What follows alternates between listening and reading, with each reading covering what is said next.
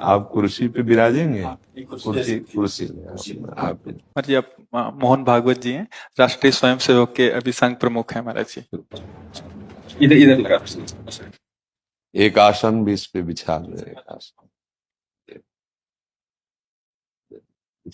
आप विराज।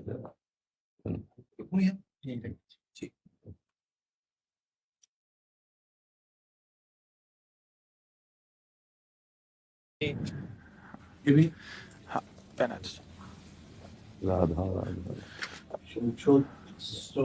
दे दे। इधर दे।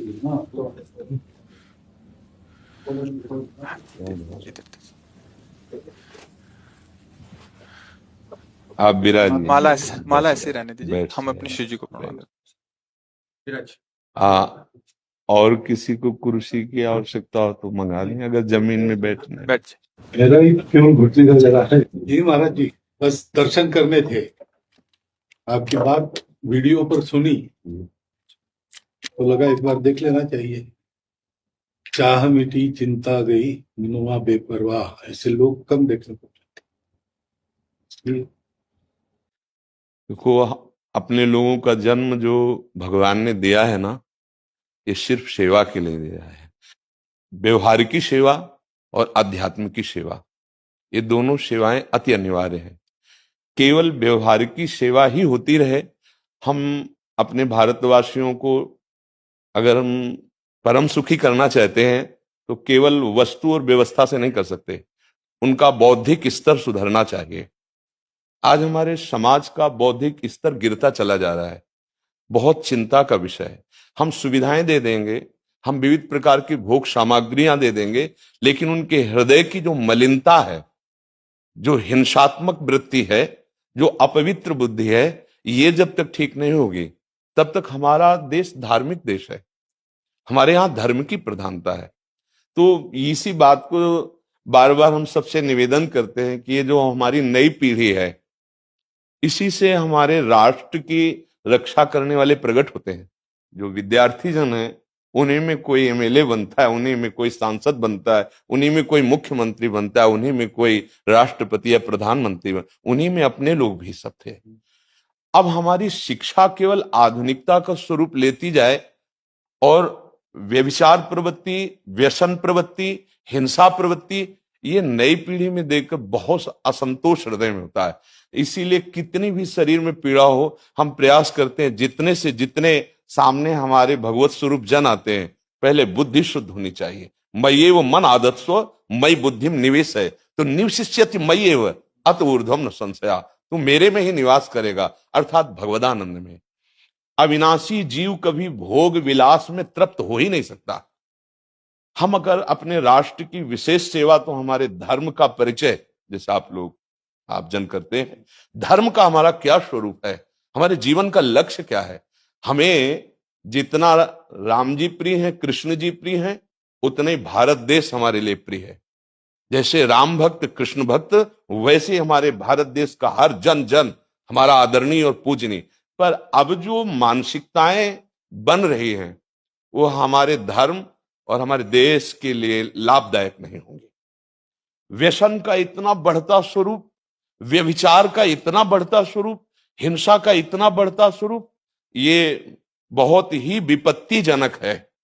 अगर ये बढ़ता रहा तो हम विविध प्रकार की सुख सुविधाएं देने पर भी अपने देशवासियों को सुखी नहीं कर पाएंगे, क्योंकि सुख का स्वरूप विचार से होता है। सुख और दुख की स्थिति सत्य नहीं है, आगमा पाइनो अनित्यास, लेकिन हमारा विचार, और विचार हमारा गंदा हो रहा है। बस हमारा उद्देश्य यही है कि हमारे देशवासियों का विचार शुद्ध होना चाहिए। अगर विचार शुद्ध है तो राष्ट्र प्रियता, जन सेवा, समाज सेवा, ये सब स्वाभाविक होने लगेगा। और विचार अशुद्ध है तो सुविधाएं बहुत हैं, उनका दुरुपयोग हो रहा है। तो बस आप सबसे बड़े बड़े जो उपदेष्टा जन हैं, जो बड़े बड़े धर्म की रक्षा के लिए भगवान ने जिनको भेजा है, उन सबसे यही प्रार्थना है कि सब व्यवस्था करते हुए हमारे देशवासियों की बुद्धि अध्यात्म को समझे। बिना अध्यात्म को समझे दुख सुख की समानता बिना किए परम सुख का अनुभव हो ही नहीं सकता। इस मायाकृत भोग पदार्थों को भगवान ने दुख योनया कहा है। मानो एक बोर्ड लगा दिया, दुखालयम अशाश्वतम। और हम सब यही चाहते हैं कि लौकिक भोगों को भोगने से ही हमारा राष्ट्र सुखी हो जाएगा या हम सुखी हो जाएंगे। नहीं, लौकिक भोगों को पूजन सामग्री बना करके और साध्य सच्चिदानंद प्रभु को रखा जाए तो आनंद की उमंगन हो जाएगी। बहुत सुंदर मानव जीवन का स्वरूप है, जिसे देव दुर्लभ कहा गया। दुर्लभो मानुषो देहो। लेकिन क्या दुर्लभता शब्द स्पर्श रूप रस गंध इन्हीं विषय के भोगने की या इन्हीं सुविधाओं के लिए दुर्लभ कहा गया? दुर्लभ है किसी सच्चिदानंद सुख के लिए। और उस सुख को तो हम भूले हुए, एकदम बहते हुए शब्द स्पर्श रूप रस गंध के प्रवाह में चले जा रहे हैं और इसी को सौभाग्य समझ रहे हैं कि हमें सुख प्राप्त हो रहा है। नहीं, हम सबसे प्रार्थना करते हैं कि आप अपने धर्म को समझिए। आप अपने स्वा को जहां जहां स्थापित करते चले जा रहे हैं, आप उसे गंदा करते चले जा रहे हैं। मदिरा में, हिंसा में, द्यूत कीड़ा में, बेविचार में, इसे दोष नहीं समझा जा रहा आज। और हमारे शास्त्र और हमारा धर्म इसको निषेध करता है। कलयुग की स्थिति बताई गई है। छोटे छोटे बच्चे व्यसन करने में लग गए। आज स्कूली विद्यार्थी जिनको ब्रह्मचर्य से पुष्ट होना चाहिए, वो ब्रह्मचर्य नष्ट कर रहे हैं। ये बड़ा चिंता का विषय है। हमारे देश के लिए जो जवान चाहिए, हमारे देश के लिए जो भक्ति चाहिए, उसमें बुद्धि और शरीर बल दोनों होना चाहिए। शरीर बल क्षीण हो रहा है क्योंकि व्यभिचार प्रवृत्ति में बहुत कमजोर अवस्था में, जैसे गेहूं की फसल है और गलेथ में काट ली जाए तो ना दाना मिलेगा ना सही भूस मिलेगा। ऐसे ही 20 वर्ष की अवस्था तक यदि ब्रह्मचर्य नष्ट कर दिया जाए तो वो गृहस्थ के योग्य में नहीं रह सकता। राष्ट्र सेवा की क्या बात है। हमारे राष्ट्र सेवा के लिए बहुत विशाल हृदय की आवश्यकता है। हमारे शरीर को बहुत स्वस्थ रखने की आवश्यकता है, तभी हम समाज सेवा, राष्ट्र सेवा। तो शरीर और बुद्धि दोनों का स्वस्थ होना बहुत आवश्यक है। तो शरीर को तो नष्ट किया जा रहा है विषय भोगों में। लोग समझने लगे हैं कि मांस खाने से हमारा स्वास्थ्य अच्छा रहेगा, हम बलवान बनेंगे। अध्यात्म बल नहीं तो तेरे शरीर की चर्बी बढ़ा ले, लेकिन तू न काम पर विजय प्राप्त कर सकता, न क्रोध पर, न लोभ पर, न मोह पर, न हिंसा पर। फिर क्या जीवन।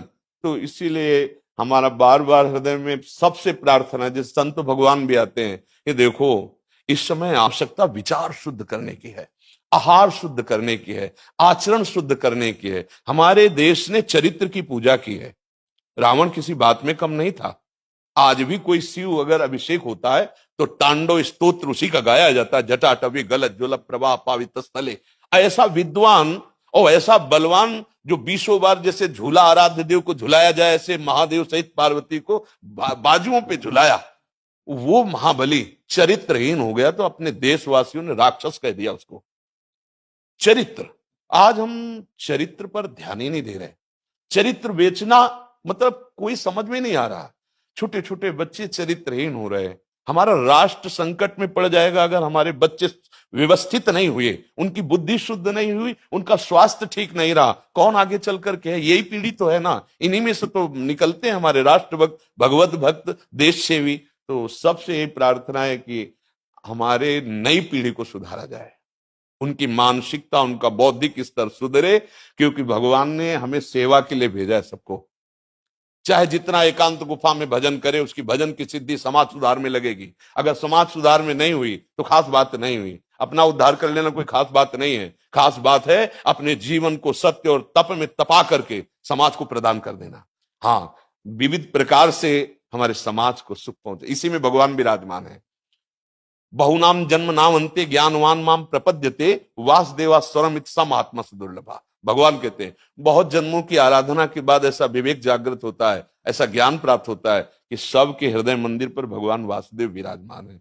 और यही अगर लक्ष्य बन गया तो संसार की सेवा करते हुए वो भगवान को प्राप्त हो जाएगा। ये संसार है नहीं, ये वासना वासुदेवस्य वासितम भुवनत्रयम् सर्वभूत निवासोस्मि वासुदेव नमोस्तुते। वो वासुदेव ही अपनी वासना, इच्छा, एक हम बहुत श्यामा विस्तार कर लिया है। यही जनाना है कि तुम साधारण देह नहीं हो प्यारे, तुम अविनाशी के बच्चा हो, जो चाहो कर सकते हो। पर तुम्हारी चाह गलत दिशा को चली गई। व्यसन छोड़ो, व्यभिचार छोड़ो, तो हमारी राष्ट्र सेवा में लगो, समाज सेवा में। बूढ़े बूढ़े माता पिता को जवान बच्चे निकाल दे रहे हैं। क्या ज्ञान है?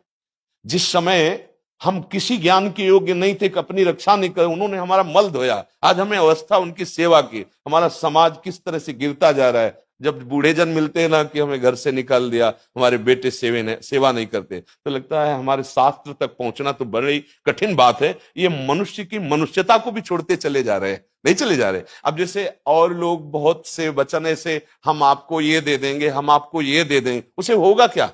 जो आप देना चाहते हो बहुतों के पास है। इनकी बुद्धि सुधारो, इनको धर्म का ज्ञान करवाओ, इनको राष्ट्र प्रियता सिखाओ कि राष्ट्र के लिए कैसे प्राण समर्पित किए जाते हैं।